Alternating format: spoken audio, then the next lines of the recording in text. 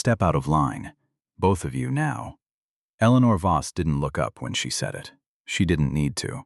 22 years behind an airline counter teaches you that the coldest sentences are the ones delivered without eye contact, the ones that make a person wonder if they misheard. She stood behind the Crestline Airways counter at Gate C-14, Charlotte Douglas International Airport, her silver name badge pinned exactly level on a navy blazer that had never once been left unironed. It was 9:42 in the morning. Flight 738 to Chicago O'Hare was scheduled to leave at 10:15. The jet bridge door stood open behind her, close enough that the two women at the front of the line could see their own reflections in the cabin windows. The terminal was loud in the particular way.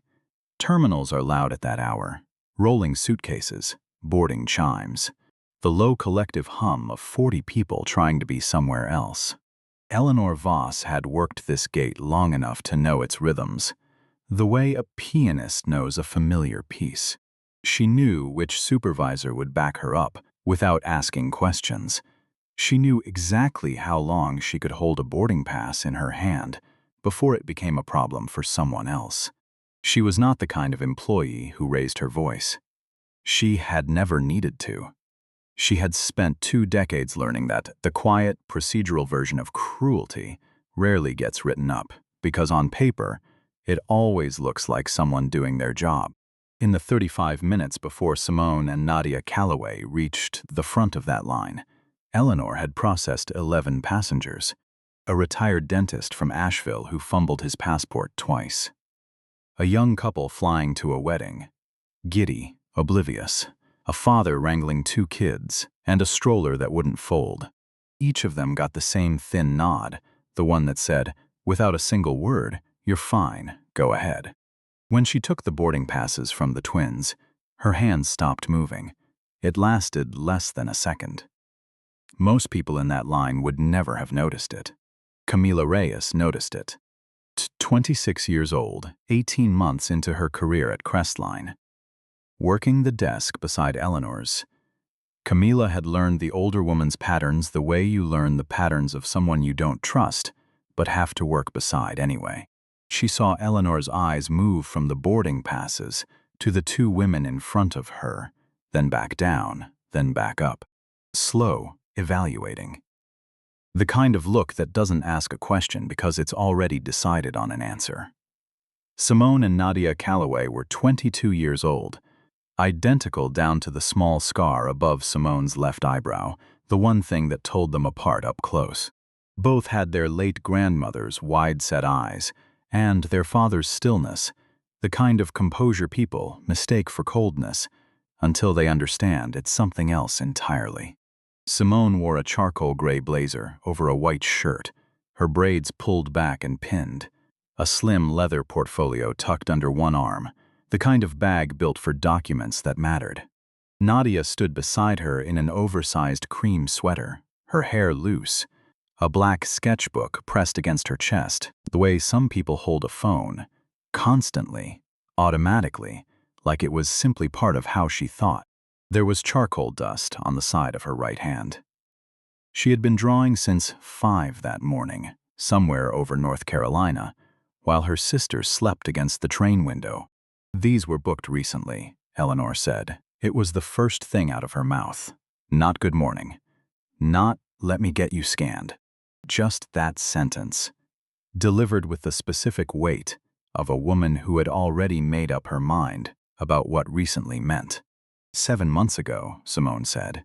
Her voice didn't rise or fall. "We've flown this route before." Eleanor didn't answer that. She scanned the boarding passes once, slowly, then typed something, stopped, and typed again. The kind of deliberate, performative typing that Camila Reyes had learned to recognize as theater rather than work. At the desk beside her, a younger agent named Craig Dalton had already stopped what he was doing. 31 years old, 3 years at Crestline, the kind of employee who had figured out early which way the informal power on this concourse ran, and aligned himself with it completely. He folded his arms and leaned in, ready to be useful in whatever way Eleanor needed. Nobody standing at gate C14 that morning knew that in less than 2 hours, a man 40 floors above Lake Michigan would put down a fountain pen mid-sentence, walk to a window, and make one phone call that would ground 19 aircraft in 6 cities before lunch. If this is the kind of story that makes your jaw tighten a little, stay with it. Because what Eleanor Vos says next is only the beginning of what she's about to lose. Simone Calloway had been born 6 minutes before her sister, and she had spent every year since acting like those 6 minutes were a job she'd been assigned at birth. At 22, she stood 5'7" in flat black shoes, and she had a way of entering a room that made people glance twice before they understood why. It wasn't the blazer, though the blazer was chosen on purpose. She'd learned from her father that the way you walk into a place tells people how to treat you before you say a single word.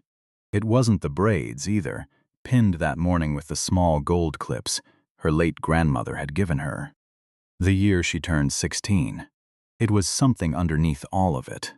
A stillness that told you Simone Calloway had already decided, long before this exact moment, exactly how she was going to respond to whatever happened next. She had learned that stillness at 9 years old, on a Saturday she rarely talked about. A security guard at a department store in suburban Chicago had followed her through 2 floors while her mother tried on shoes, watching her the entire time the way you watch something you expect to steal.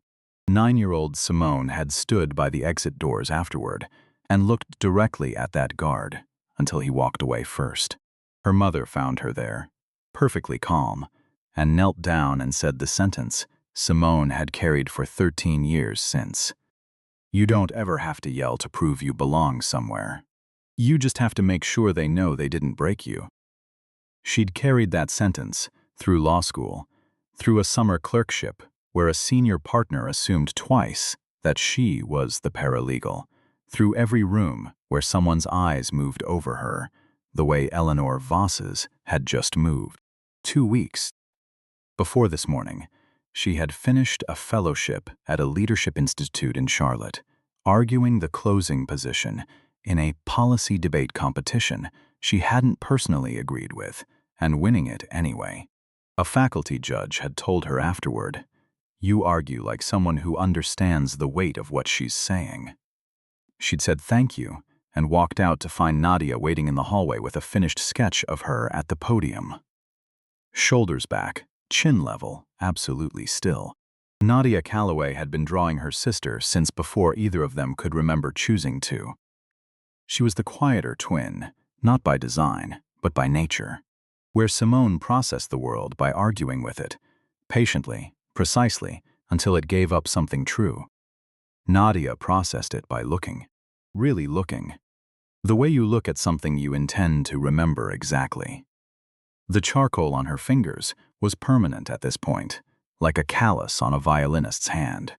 She'd spent the last 2 weeks in a visual arts residency downtown, one of 9 students selected nationally, drawing strangers in the atrium of a downtown gallery and catching the exact second each of them realized they were standing inside something bigger than themselves.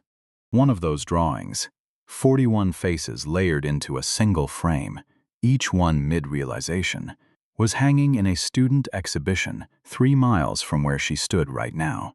The twins were flying home to Chicago because in 31 hours, Simone would begin a federal clerkship she'd been offered after finishing at the top of her class, and Nadia would start an artist residency at a museum 2 blocks from their father's office. Their father, Julian Calloway, had booked their business class seats himself 7 months earlier because the flight landed early enough for them to sleep before the day that mattered. Business class is for arriving ready. He'd texted the night before. See you on the other side. Stars. He'd called them that since the day they were born, because he believed, the way certain fathers believe things all the way down in their chest, that what you call someone shapes who they become.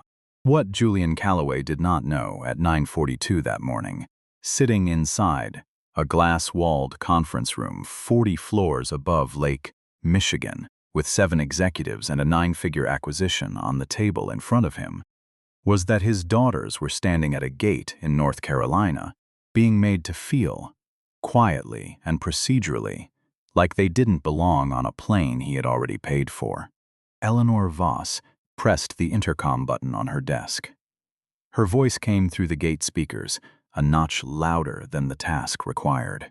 "I need a verification supervisor at gate C14. We have a documentation concern with 2 business-class passengers." The word concern hung over the boarding line like something spilled. Heads turned, some curious, some already uncomfortable.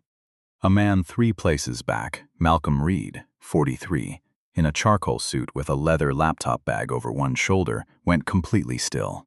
His right hand moved toward his jacket pocket, toward the phone. He kept unlocked in transit spaces, out of a habit he'd built after 2 decades of watching things like this happen to people who looked like him. Nearby, a woman named Dolores Serrano, 68, seated with her granddaughter, Isabella, stopped scrolling her phone mid-sentence and reached for the girl's hand without explaining why. And near the window, a man with a small recorder clipped to his backpack strap, Derek Vance, who ran a modestly popular travel podcast and left the mic running constantly to catch ambient sound, didn't turn it off. He turned it slightly toward the counter instead. Simone didn't turn around. She didn't look at Craig Dalton, who had already stepped closer, uninvited. She didn't look at Camila Reyes, who had gone still at her own keyboard with an expression that was hard to read.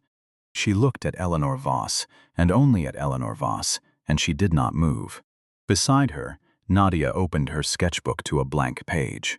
She uncapped a charcoal pencil and began slowly and without hurry to draw the woman behind the counter.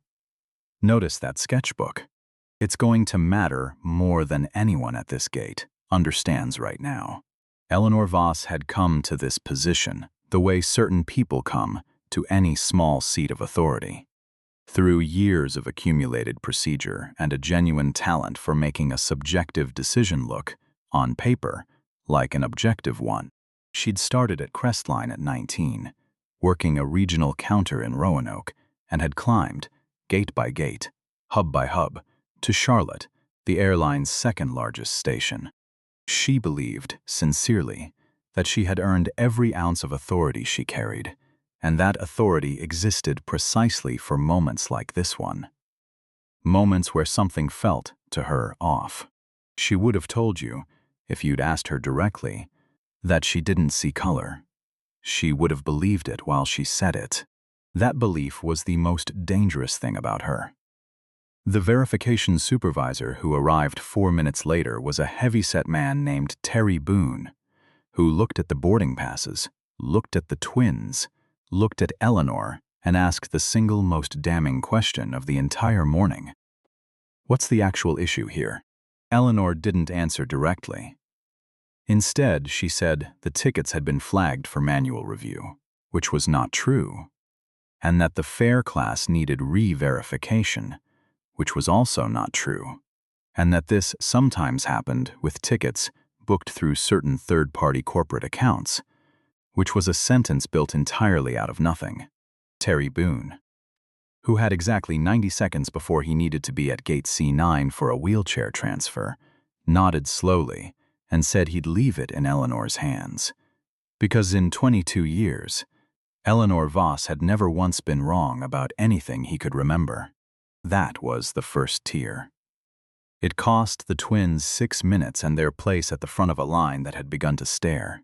The second tier came 4 minutes later, when Eleanor asked Simone to step to the side desk and produce a secondary photo ID beyond her passport, a requirement that exists nowhere in Crestline's actual boarding policy. Simone produced her driver's license without a word. Eleanor held it exactly the way she'd held the boarding passes. 2 fingers, a slight distance, like something she already suspected. She studied Simone's face, studied the photo, studied Simone's face again, longer than necessary, long enough that Craig Dalton actually smiled. "Funny," Eleanor said, not looking up. "You don't look like someone who flies business class often." Nobody at that counter asked her to clarify what she meant. Nobody needed to. That was the second tier. Simone's jaw did not tighten. Her voice did not change temperature. She said evenly, "I want that comment noted," and Eleanor Voss, for the first time all morning, looked genuinely amused. The third tier arrived at 9:54, when the departures board above the gate flipped from "on time" to a small red boarding. Closed, 11 minutes before the printed departure time, while Simone and Nadia Calloway were still standing at the counter with 2 valid, paid, business-class boarding passes in Eleanor Voss's hand. The jet bridge door, still open, still 20 feet away, might as well have been on the other side of the country. "You closed the door early," Simone said. "Still level. Still not 1 degree warmer than it had been at 9:42. "Policy," Eleanor said. "Once documentation is under review, we can't hold a flight." There was no such policy. Camila Reyes, sitting 4 feet away, knew there was no such policy because she had trained on the real one 18 months earlier. And she began quietly, without announcing it to anyone, typing a time-stamped note into the internal incident log. The exact minute the gate closed, the exact words used, the exact sequence of events, because some instinct in her, some old and specific fear, told her that someday somebody was going to need this record to exist. Behind the counter, Nadia's charcoal pencil hadn't stopped moving. There's a particular kind of silence that happens right before something breaks completely. Not the absence of noise, but the sense that every sound in the room has agreed to hold still and wait. That silence settled over gate C14 at 9:56, and it did not lift for 18 more minutes. The 18 minutes that followed were the ones nobody at gate C14 would forget.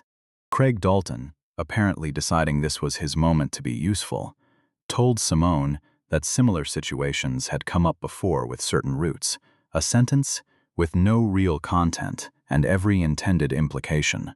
Eleanor Voss, standing with her arms crossed now, said she was well within her rights to request a full manual review before allowing the passengers to board, a claim that existed nowhere in any manual Crestline had ever printed.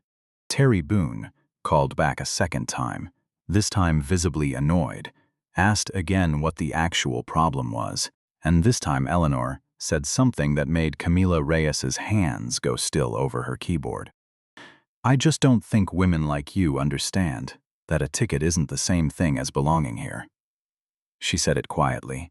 She said it the way she'd said everything else that morning, flat, unhurried, certain of her own reasonableness. But the gate area had gone quiet enough by then that at least a dozen people heard it clearly, including Malcolm Reed, whose phone had been recording since the intercom call, and Derek Vance, whose podcast microphone caught every syllable in crisp, unambiguous audio. Simone Calloway went very still, not frightened still, something colder and steadier than that. When she spoke, her voice hadn't moved half a degree from where it had started 14 minutes earlier. "I want you to remember that. You said that." She didn't say anything else to Eleanor. She turned instead to face the closed jet bridge door, the departures board, the gate area full of people who were now, every one of them, watching. And she said, clearly enough for the whole room to hear, not to any one person, but to all of them, "My name is Simone Calloway. This is my sister, Nadia Calloway. We had valid paid business class tickets on this flight. We have done absolutely nothing wrong. I want every person in this gate to remember our names." She sat down on top of her rolling suitcase beside her sister. Nadia turned to a fresh page in her sketchbook and wrote 2 words at the top in careful lettering. "We stayed." Camila Reyes finished her incident log entry and, without looking at Eleanor, hit save. The system stamped it automatically. 10:11 a.m. Agent E. Voss made verbal statement to passenger, including the language women, like, "You don't understand that a ticket isn't the same thing as belonging here." Statement made in presence of witness, C. Reyes. In the corner of the gate, Simone picked up her phone. She wasn't calling her father to ask for help. She was calling him because he had raised her to report facts, not feelings, in order, with detail, without embellishment. And because some part of her, the part that had learned at 9 years old exactly what this moment cost, already knew what would happen once he had the whole picture. He answered on the second ring. Simone, you're supposed to be in the air. We're not, Dad. A pause, the kind that tells you everything before the next sentence arrives. They wouldn't let us board. What happens in the next hour is going to reach further than anyone standing at gate C14 could possibly imagine. Because the man on the other end of that call isn't just a father who loves his daughters. He is the reason half the aircraft moving through 6 American hubs this morning have fuel in their tanks and engine parts on their wings. And in about 90 seconds, he's going to remember that fact out loud. Julian Calloway had built airline logistics on exactly one principle: reliability. Not disruption, not vision, not the kind of language that filled the keynote stages he occasionally got invited to, and almost always declined. Reliability. When airline said a truck would be at a tarmac gate at 6 a.m., it was there by 5:52. When airline said an engine parts freighter would be wheels up by noon, it left the runway at 11:41. In 19 years, he had built a company that 11 major airlines, Crestline among them, depended on for fuel logistics, ground handling contracts, and time-critical parts delivery across 4 continents. In certain rooms, in certain industries, the name airline had become shorthand for the thing itself, a promise that got kept. He was sitting on the 40th floor of a glass tower on North Michigan Avenue that morning, in the final stretch of a deal to acquire a West Coast port logistics operator, a negotiation that had eaten 4 months of his life. 7 executives sat across the table.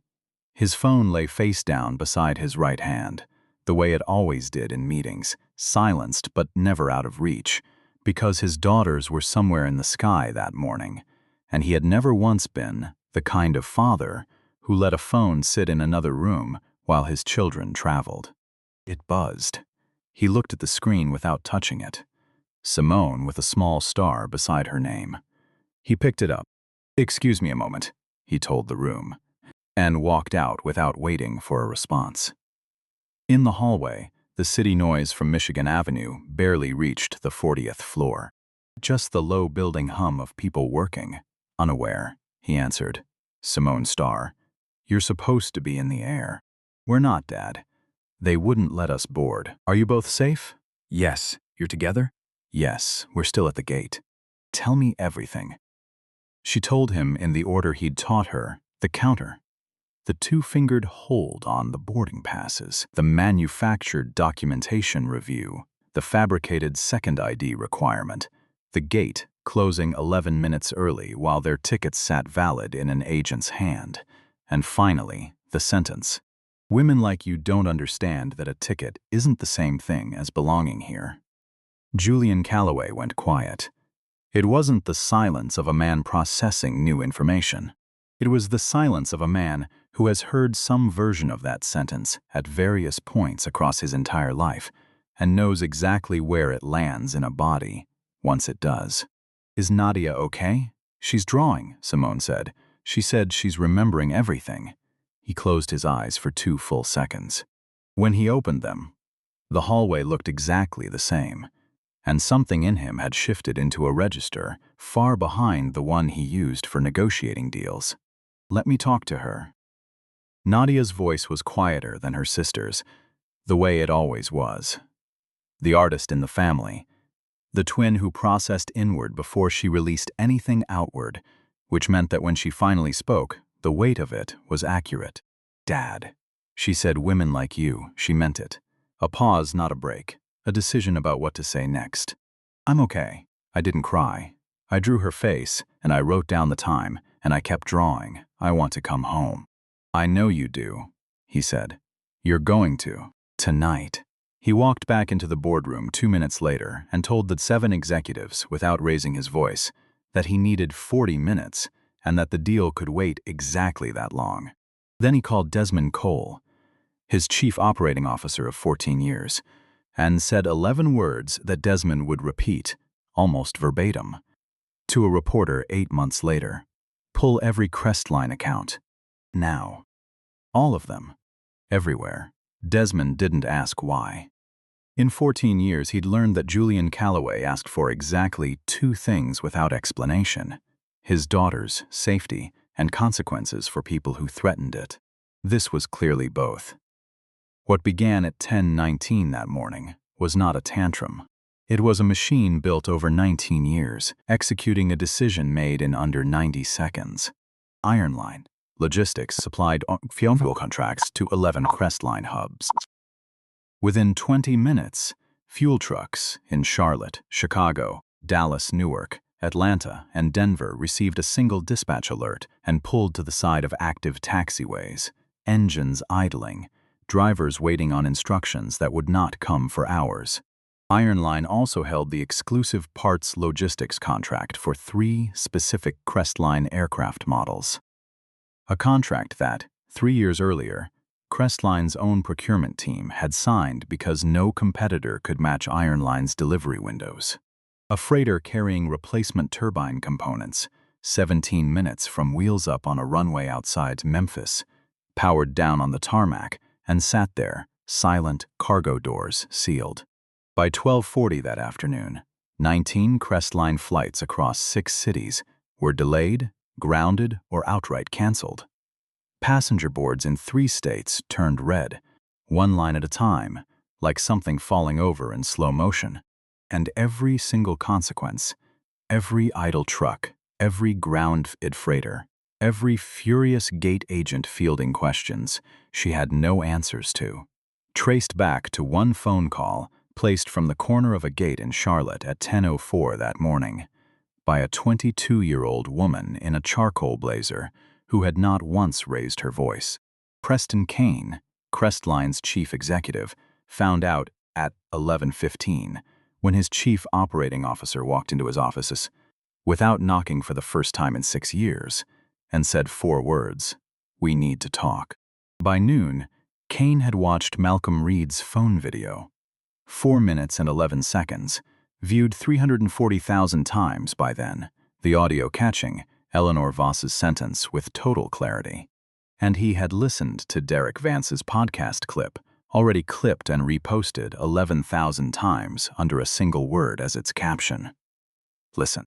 He had also by then received a 1-line email from Julian Calloway's office that contained no threats and needed none. Every Ironline contract with Crestline Airways is suspended effective immediately, pending a full and public accounting of what happened to my daughters at Gate C-14 this morning. At 1:50 that afternoon, a Crestline regional director walked to Gate C-14 personally, flanked by 2 members of airport security, and asked Eleanor Voss to step away from the counter. She did not raise her voice. She said, evenly, that she had followed procedure, that she had been within her rights, that the passenger's documentation had raised legitimate concerns, the exact same language, almost word for word, that she'd used with Terry Boone 2 hours earlier. She said it again to the regional director.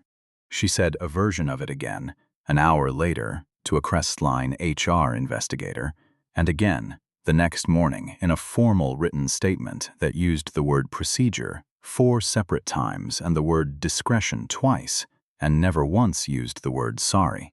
That refusal to bend, that absolute, practiced certainty that she had done nothing but her job, was the thing that ultimately destroyed her, because it meant that when investigators pulled her personnel file that same afternoon, looking for context, they found exactly what that kind of certainty tends to leave behind. 2 prior passenger complaints, filed 11 months and 4 years earlier, both involving solo travelers of color, both closed at the first review stage with a single word stamped across them, unsubstantiated, and no follow-up of any kind. Rose's cousin used to say that silence has a half-life, that it decays slowly, and then one day, all at once. That's exactly what happened to Eleanor Voss's career. 4 hours after a gate closed 11 minutes early. Simone Calloway's formal statement, the one she delivered, on camera, from a small conference room near Gate C14 at 2:30 that afternoon, at the request of Crestline's own communications team, who, by then understood, they had exactly one chance to look like they took this seriously, lasted 90 seconds. She did not raise her voice in it either. She said her name again. She said her sister's name again. She described, in the same order, with the same specific facts, exactly what had happened, and she ended with a sentence that would end up quoted in 11 different news segments by the following morning. I was not trying to prove I belonged there. My ticket already did that. I was only trying to make sure no one could pretend this didn't happen. Nadia didn't give a statement. She didn't need to. Somebody in the gate area photographed her, sitting calmly on her suitcase, sketchbook open, charcoal in hand, the sealed jet bridge door visible behind her. And that photograph, paired beside a screenshot of the Crestline departures board at its worst moment, 19 flights deep in red, became the single most shared image of the entire day. The caption underneath it said 4 words. She kept drawing. Camila Reyes's time-stamped incident log became, within Crestline's own internal review, the backbone of everything that followed. Preston Kane's public statement, delivered 11 days later, used her exact words without softening a single one of them. Agent Camila Reyes documented this incident in real time, accurately and without hesitation, and her record forms the foundation of our response. Inside Crestline's employee message boards, that sentence spread the way official statements almost never do, because it told every gate agent in the company something true and rare. That doing the right thing in the moment it costs you something is, eventually, the thing that gets remembered. Marcus, no. Julian Calloway's plane landed at Chicago Executive Airport at 9:52 that night. He'd been standing on the tarmac for 20 minutes already. No press, no assistant beside him. Just a man in a gray overcoat waiting for a jet. When the aircraft door opened and the stairs came down, Simone descended first, still in the same charcoal blazer she'd put on 14 hours earlier in a Charlotte hotel room. She didn't run. She walked straight to her father, and he opened his arms, and she let him hold her, and he did for a long time, before he finally said, into her hair, "You good?" "Yeah," she said. Nadia came down the stairs, a moment later, sketchbook under her arm. He pulled her into his other side, and the 3 of them stood there on the quiet tarmac while a plane engine ticked and cooled behind them, and the distant sound of the city carried faintly across the runway. After a while, Nadia stepped back and held up the sketchbook. "I drew everything," she said. "Every face, every timestamp. I have her face from when she took our passes. I have the board when it hit 19 delayed. I have Camila standing at the desk. I didn't know what we'd need, so I kept all of it." Julian looked at his daughter's charcoal-stained fingers, at the sketchbook she'd carried through 14 hours that would have broken most adults clean in half. "That's the record," he said. "That's the record," she agreed. Simone studied her father the way she studied an argument she'd already prepared, checking it for what she'd gotten right. "You said you weren't going to yell at anyone. I didn't. You grounded 19 flights. That's different from yelling." She looked at him for a long moment, and then, for the first time since 9:42 that morning, she smiled. Not for anyone watching. Just the smile of someone who was finally, simply, home. Eleanor Voss's termination was finalized by Crestline HR the following afternoon, with cause listed precisely: misconduct and discriminatory treatment of passengers. Craig Dalton's suspension became permanent. 11 days later, after the same internal review surfaced, a 3rd complaint against him that had also been closed without follow-up. Camila Reyes was promoted to shift supervisor at Terminal C 6 weeks after the incident. Her third application in 2 years. The first 2 quietly passed over. This time the approval took 2 days. She started on a Tuesday and didn't make a speech about it. She simply showed up and ran her shift the way she'd always believed it should be run. Crestline Airways rebuilt its gate staff training program that fall around real, time-stamped incident records. Camila's log among them, along with the raw footage from Malcolm Reed's phone. Preston Kane announced it at a press briefing, where, notably, he made no attempt to describe Gate C-14 as anything softer than what it was. 6 months later, in a small gallery 2 blocks from Airline's headquarters, Nadia exhibited 8 pages from that sketchbook as part of her residency show. The entire visual record, gate counter to tarmac. The card beside the drawings read, in her own handwriting, "I didn't draw these because I was afraid. I drew them because drawing is how I stay present inside the thing that's happening to me. Staying at present is how you make sure you're the one who gets to tell the story."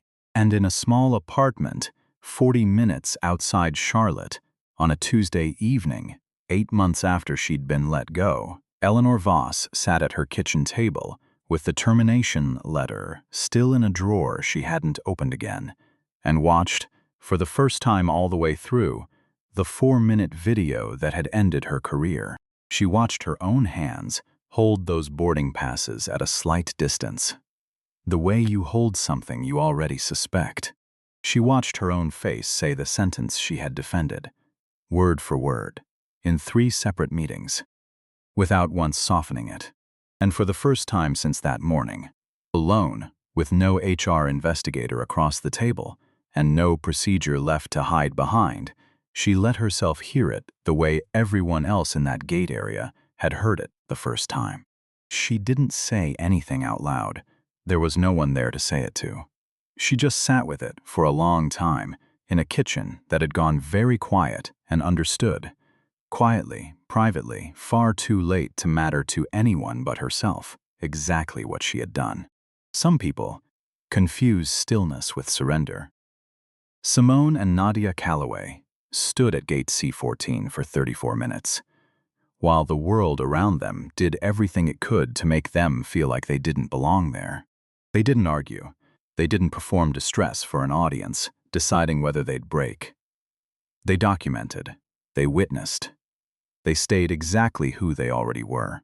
And when the moment came, they made one phone call to a man who had spent 19 years building something undeniable, a man who understood, in his own body and his own history, exactly what 4 words meant and exactly what they deserved in return. The justice that followed was loud. Grounded flights, a public statement, a terminated career, a video watched by millions.